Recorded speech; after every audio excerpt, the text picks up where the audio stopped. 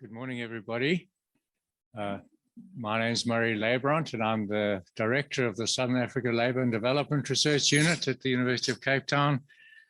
And it's my privilege to welcome you to the 6th National Data Quality Workshop, 15 years of data quality research at DataFirst. The reason that Martin asked me to chair this first session, short session, is because, as we know, Professor Francis Wilson passed away earlier this year, and he's the first director of DataFirst. But much more than that, as you would have read, as we paid tribute to Francis over the course of the year, his life's work was about bringing evidence and marshalling evidence and marshalling the research community in this country and across the continent, actually, and globally, to the cause of a better society in this country and elsewhere. But that takes hard work.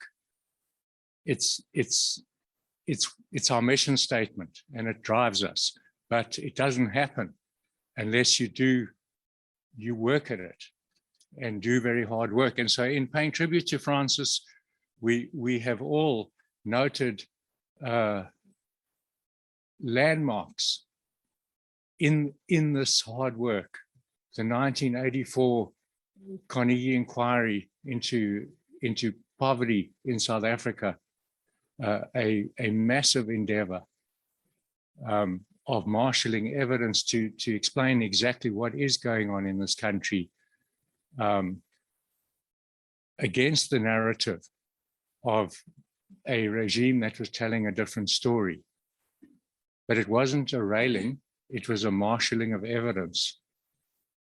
And similarly, we've spoken about the 1993 national survey that Saldru was asked to run, that Professor Wilson was asked to run, to be more specific, because only he had the stature and the track record of actually doing the job of producing data. So when the incoming ANC needed an evidence base about the national picture in this country, in which the government and its censuses and things had denied the nation. So we didn't even have a sampling frame. But he was asked to lead a team with the World Bank to run a living standards measurements survey fit for purpose. Right? It's again, the hard work, not just taking off the shelf whatever the World Bank felt like doing in this country, fit for purpose, crafted with a committee of people, but also with the data scientists and the academics who could make that happen. And having produced the survey and launched it in 1994, world record time for public release of data for this country. We needed it for policy formulation. And so we produced it at magnificent effort of the research community across this country, then released in record time because the ANC was already in power. So don't forget why we're producing the data. And Francis never forgot that. And he just drove it in an incredible way. And but having done that, then at the launch conference in 1994, it dawned on Francis that we had the great and the good in this world pitching up, using the data already very productively. It was an incredible launch conference. It was a seminal moment in my own life, but that's not the point. The point was that there was a lack of capacity by South Africans to actually work with this evidence that we've produced and to indigenize the policy research process. And it moved Francis. And so from that moment on, really, he was thinking about how to truly democratize the data and truly democratize and build the capacity in the country. And some nascent moves took place in Soldru, but it was completely appropriate in a sense that Francis's next phase was then to found DataFirst, to do two things: to do the serious work of making data available to researchers in ways that actually facilitate the research, world best practice with respect to the quality of the data, what it can say and what it can't say. And alongside that, capacity building programs to actually to enable us to do this. So this twinning of the data production and the capacity building that Francis brought into the first into creating, in a sense, DataFirst. So that's my little story. It does give an amazing tone to the day, don't you think? Quite an incredible tone, and I think it's so wonderful that Martin wanted to start the day this way. And that said, I'm going to hand over to Martin then, and he's in charge for the rest of the day.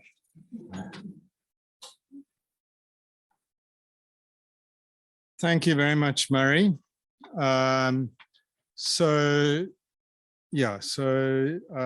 You've outlined in a couple of minutes what I'm going to talk a little bit more about, and that is Francis and his relation to the work that DataFirst continues to do. So this is what I'm going to go over in the next couple of minutes, and then we're going to introduce a new thing, which is the Francis Wilson Memorial Prize. And I want to thank Lindy for being here. Thank you for sharing Francis with us. Thank you for your support of Francis and of me. It's much appreciated that you're here. Okay, so Francis's claim to fame, and I didn't realize this until I actually did the slides. Otherwise, you would have made a much bigger deal of this, is that this is actually the 50th anniversary of Francis's book on labor in the South African gold mines. So this work goes back a long way. And the core questions that Francis tried to deal with in that book is, why are black mine workers so poor? What drives migrant workers to undertake that work, given how nasty and how dangerous it is?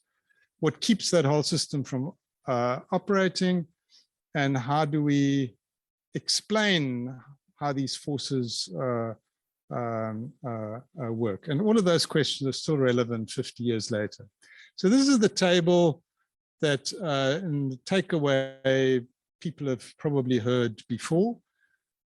Which is that if you look at those red blocks, the 1911 earnings per shift of black mine workers, the index for that is 111. By 1969, it's 108. So it's basically at the same level over pretty much the entire 20th century, whereas white wages basically had gone up a lot, and that means that the inequality in earnings went from 9 to 1 to about 18 to 1 over that period. And Francis also believed in lots of graphs, kind of like showing the thing pictorially. This is the same evidence. You can see it quite strikingly. The dashed line is black wages, the solid line is the white ones. And then he does note that actually this probably understates the contrast, because no account is taken of the fact that blacks generally spend longer underground. They had to go down first, and then they had to wait for the whites to arrive. And then they also were at the end of the queue to be hoisted back up at the end of the day. So apparently up to 2 hours a day longer underground than the white mine workers, and they obviously were in the more dangerous and arduous positions. Another diagram from the book is how the migrant labor system worked. And he makes the point really that this system didn't just happen. You know, it's not just people want to be migrant workers and this was something that made them happy, but there were various forces, she calls pushes and pulls, that basically kept that system operating. And some of them were systems endogenous to the rural areas, but some of them very much manufactured from the outside. So we know that taxes by the government initially were actually really a big part of getting people into the employment system. And then what kept them shuffling back to the rural areas was that basically they couldn't stay in the cities. They basically got kicked out at the end of every contract. And what made that in the interests of the mine owners was that they could maintain this fiction that they only had to pay for the worker and not really pay for them to bring their families with. This whole concern with migrant labor came out in a separate book, which was also published 50 years ago. So a lot of round numbers here. And that was published under the auspices of the Council of Churches study project on Christianity and Apartheid South Africa, SPROCAS. And as a personal note, my father got that book. He was in the church. And I was doing a geography project at high school on urbanization. And he said, well, you know, like if you're going to think about urbanization, you should actually, you know, look at this book because, you know, urbanization also doesn't just happen kind of like by itself. You have to understand some of the things that are going there. So as a sort of like 16-year-old, I kind of looked at that book. I can't say that I remember very vividly this diagram, that kind of like hit home. But yeah, it didn't make me an economist at that stage. That happened much later.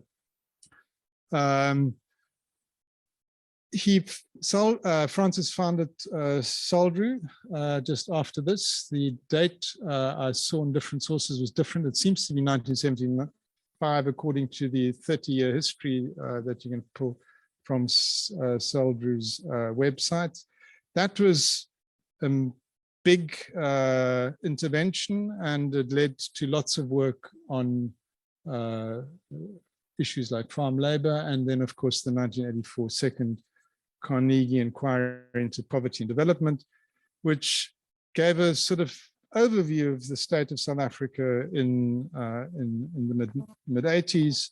But one of the things that Francis insisted is that if you wanted to come to his conference, you needed to have done some empirical work. And they sent people off to all sorts of areas to interview people and write up the findings. And these micro studies are documented in this book. So here's an example of a table from the book, Incomes in Rural Areas. And you can see that, you know, these are pulled from different local studies, one in Transkei, one Maklapatini, Karlitsdorp, and Swaziland, which was part of the conference because there's an understanding back then that the neighbors of South Africa were actually part of our economy, and we needed to understand. South African mining had destabilized a lot of those areas, and the South African government had destabilized that, and we were actually part of one big system.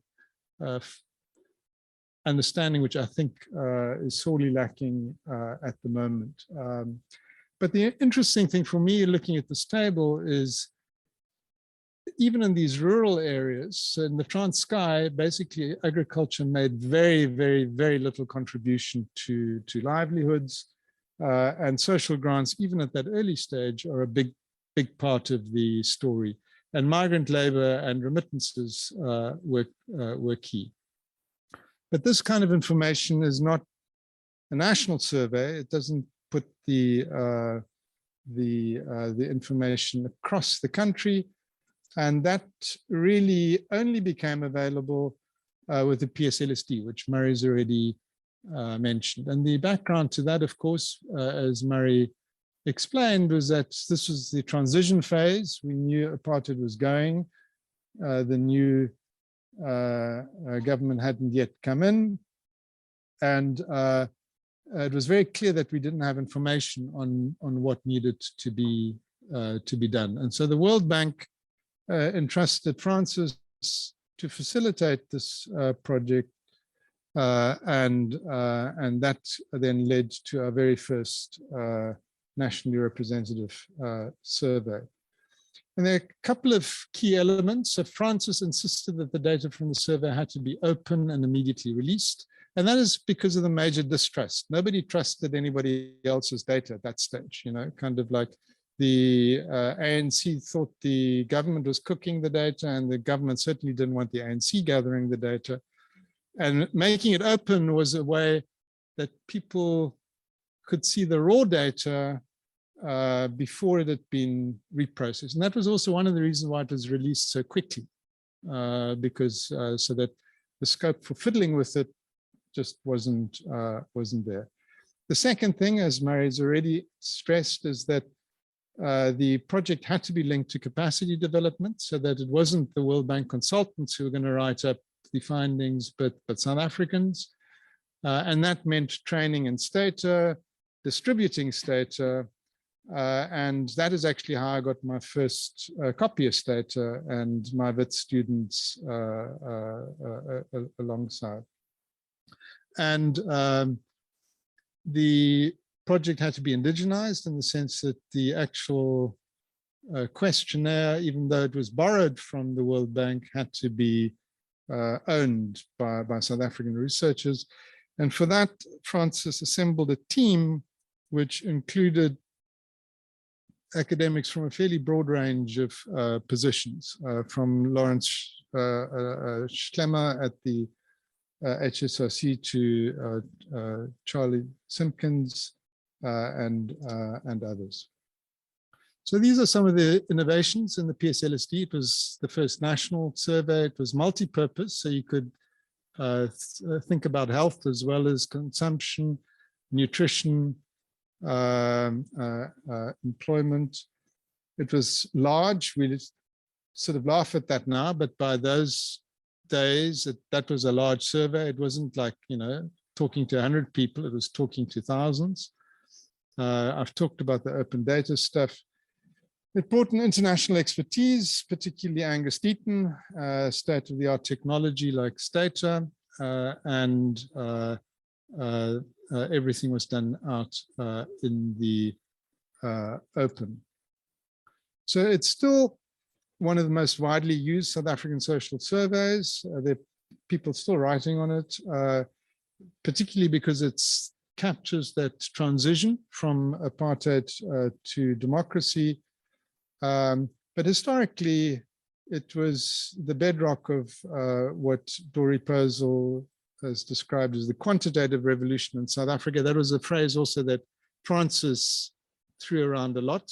So he liked the fact that that was done by the PSLSD.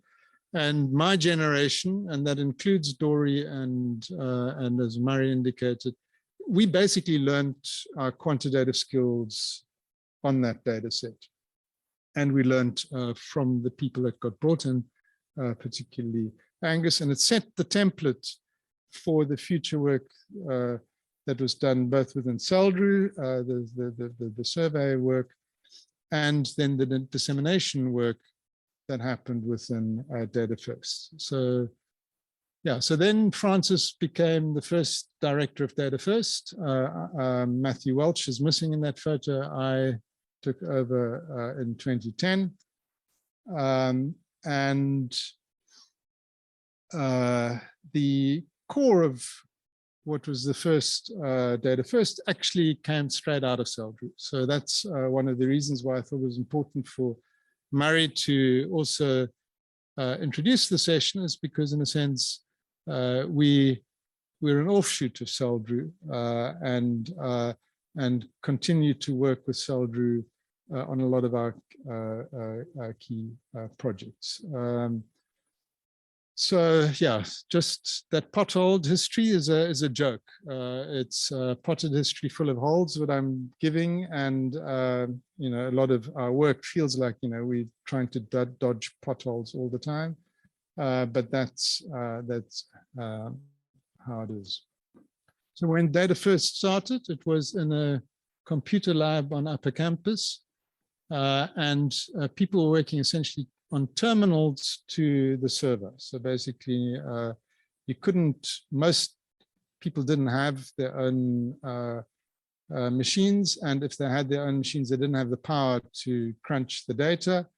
So so that was provided in the lab, yeah, and that was done with Mellon funding.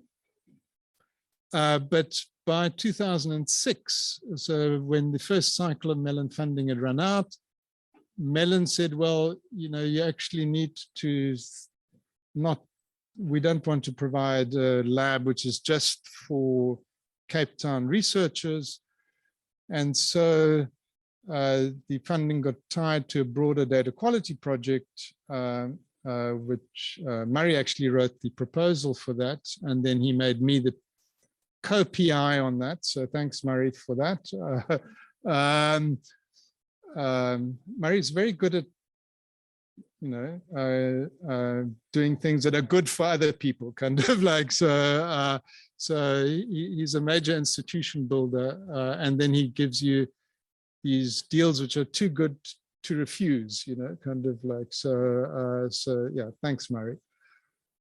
So the purpose of that project was really to build capacity more broadly, and in particular to think about not just the local data, but the data that was available by that stage more generally from Stats South Africa in particular.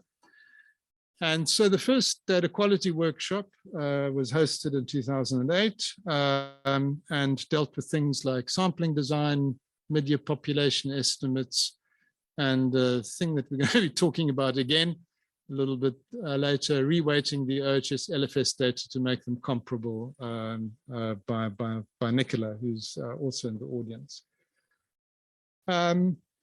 And that work of actually thinking about, you know, both our own data, distributing data now publicly. So basically, DataFirst started operating a server to distribute that over the internet, and that happened then by the mid 2000s, and that got supercharged when DataFirst moved to Middle Campus, because all of the departments on Upper Campus were going to lose access to the lab and the hardwired connection. So pretty much by 2011, every one of our data sets was available over the portal. 2011 also was the year in which the data quality project got funding from UCT's VC to think more formally about harmonizing labor market information. And we signed a deal with Stats South Africa, or at least Seldru did, on training. Francis actually was the person who negotiated that deal. And he then came back into DataFirst to chair our advisory board, which then by that stage also got the Statistician General Pali into the frame. In the capacity as chairman of the advisory board, Francis was insisting that we shouldn't lose sight of where South Africa had come from. So he was particularly interested in our data rescue projects, the Kamahawk Rural Survey, which had been done in 1948. His mother was actually involved in that. was one of the data rescue projects, and we also digitized the data from the Surplus Peoples Project. So he continued to have a sort of intellectual impact on the kind of work that we did in DataFirst. And that broad thrust of the work we did get recognition. So in 2017, we won the Data for Research Prize. We got recognized by the Core Trust Seal people as a trusted repository, the only one on the African continent, as you can see. In fact, one of the very few in the global south. There are one or two in Mexico, and that's it, kind of like pretty much. And that's the potholed history of DataFirst. So I just want to summarize some of the themes from Francis's work. So here are a couple of headline points. Good data matters. Open data, open science matters. Capacity building is a slog, but it pays off. You need to keep at difficult questions, even if we're far away from the destinations by the looks of it. And we as researchers have choices. We can be on the side that tries to uproot poverty, or there's the other side, and that overall we've come a long way. So let me just go through those in more detail. Francis had a strong belief in the power of data to persuade. Nowadays, we're a little bit more cynical about that because there's so much bogus data out there. This is a gratuitous slide of a book, which I quite liked. My students will realize why it's there. But in that context, it's actually even more important to invest in data work. And the underlying ethos of DataFirst and the Data Quality Project is really the hope that good data will drive out the bad. So that's an article of hope. If we don't have that hope, we may as well pack it in now. Open data and open science matters. So Francis set an early benchmark and a fantastic example. And that was followed by Stats South Africa. So Stats South Africa is one of the best stats agencies, has a very long track record now of open data. But that all came out of that experience of the 93 PSLS-D. There are lots of important data sets in South Africa that are actually not in the public domain. So not everybody plays by that set of rules, and we should probably start naming and shaming them. There are, of course, legitimate privacy concerns. So there are some people, particularly who collect medical data, which should never be out in the open. But there are actually ways of dealing with that. We at DataFirst provided one of the very first secure research data facilities to start thinking about ways of doing that. If you don't train people, the data doesn't get used. We also learned that, and that was a lesson, in fact, that Saldru demonstrated early.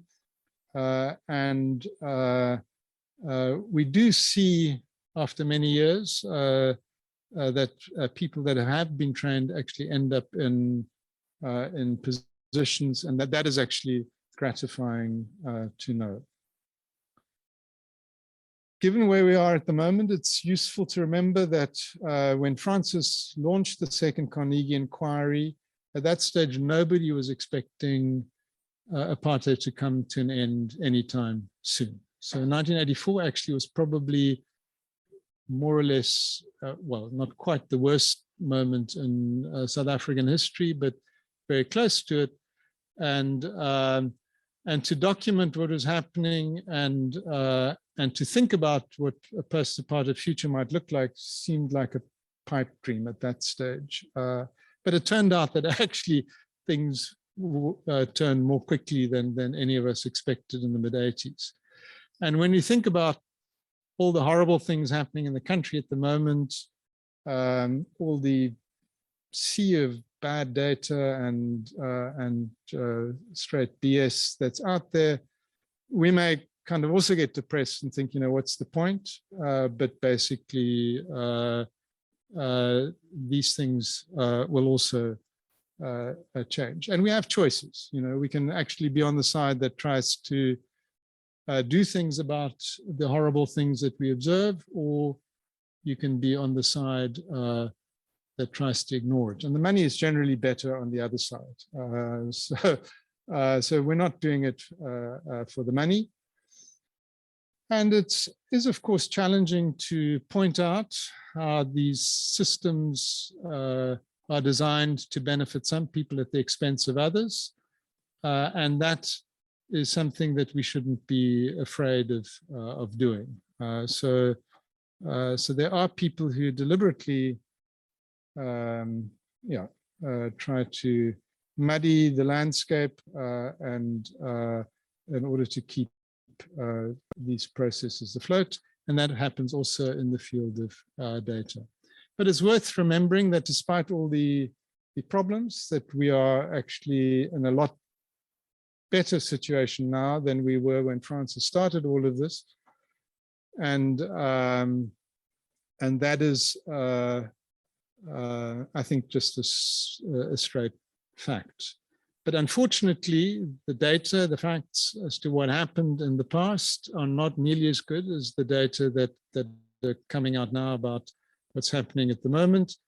And that is one of the things that in DataFirst we're still committed to, is to think about, how can we get the data, how can we do better on capturing what happened in the past. So that work continues.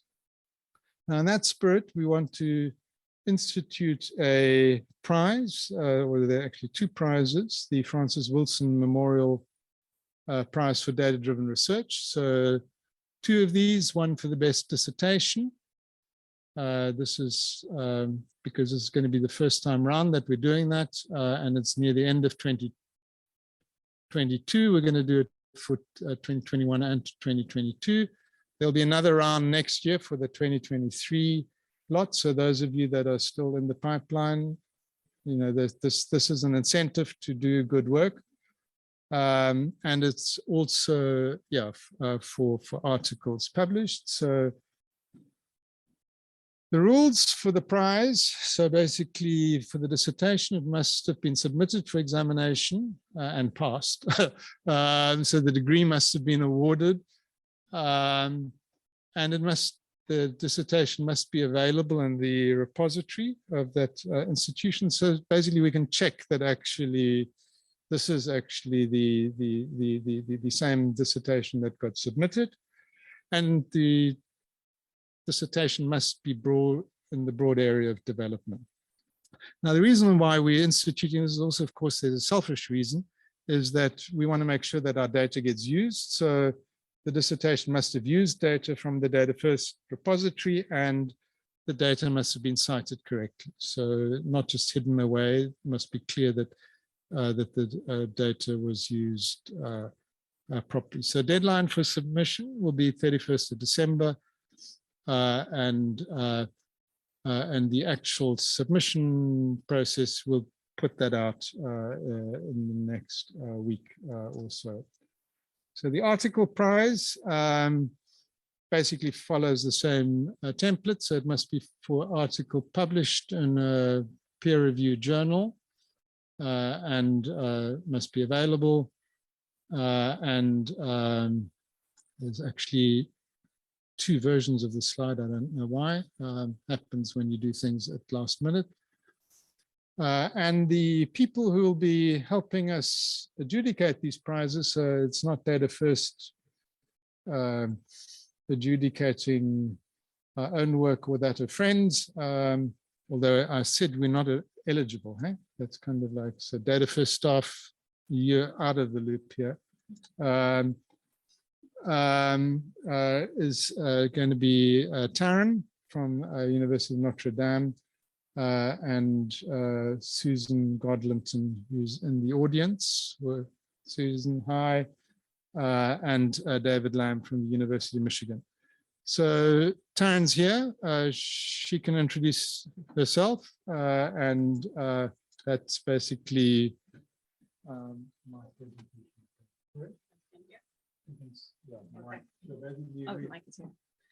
Live streaming, it's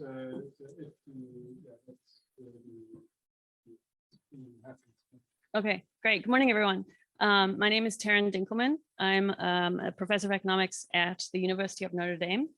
And I'm really happy to be here and to be with Martin as he introduces the Francis Wilson Memorial Prize for Data-Driven Research. Martin asked me to take just a couple minutes to introduce myself and talk a little bit about, what we're going to be looking for in the papers.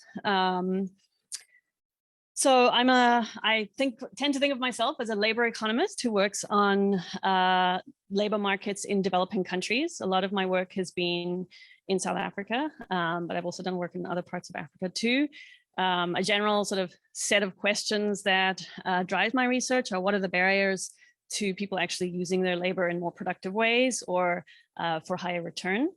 For those of you who don't know Martin, I think of him as sort of my academic and intellectual father. I was taking my master's degree with him at Wits University before he relocated to the mother city back in the late 1990s, early 2000s.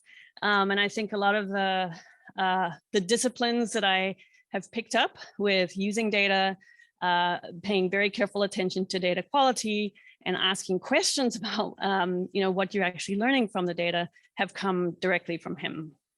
So I remember showing up at the University of Michigan for my PhD and realizing that although I was perhaps way behind on some of the real analysis and linear algebra, I was way ahead of the curve in terms of actually using my skills to work with and understand data productively. So I'm very honored that he asked me to chair this panel. I never had a chance to actually take a class with Francis or interact with him outside of a few really memorable conversations, but because of the presentation that Martin has sort of just laid out for you, I sort of think of Francis as my intellectual grandfather. His book on migrant labor that Martin talked about right at the beginning was something that another co-author of mine, Martine Mariotti, who was also a Martin Wittenberg student, we took inspiration from Francis's book for some of the work that we've done on the long-term impacts of migrant labor in other parts of Southern Africa, so in Malawi in particular. So for that reason, I'm also tremendously honored to be chairing this panel. As Martin noted, Susan Godlington, who is here in the audience, will be helping me with this job, and Professor David Lamb, who has long-term interests and connections with the University of Cape Town and SALDA in particular, has also agreed to be on the panel. Trying to think of what else I wanted to mention. So we haven't actually sat down to talk about this in any great detail, but I think knowing what I know about Susie and David, I think we'll probably be looking for very similar kinds of things in the papers. We'll be looking for very careful and creative use of data resources that are available through DataFirst. We'll be looking for papers that are addressing questions that are important in development broadly defined. So I'm a labor economist, but Susie works more in health and in education, and David has a particular lens through economic demography. And so the questions we're interested in are going to be very broadly defined, but I think so the defining feature is going to be, are you using data carefully? Are you using it in creative ways to show us patterns or understand links that maybe we didn't understand very well before? And I think that's probably all I need to be saying. I know that Lindy wanted to have a few minutes to make some remarks, so maybe. Okay. I just wanted to thank Dr. for honoring Francis in this way.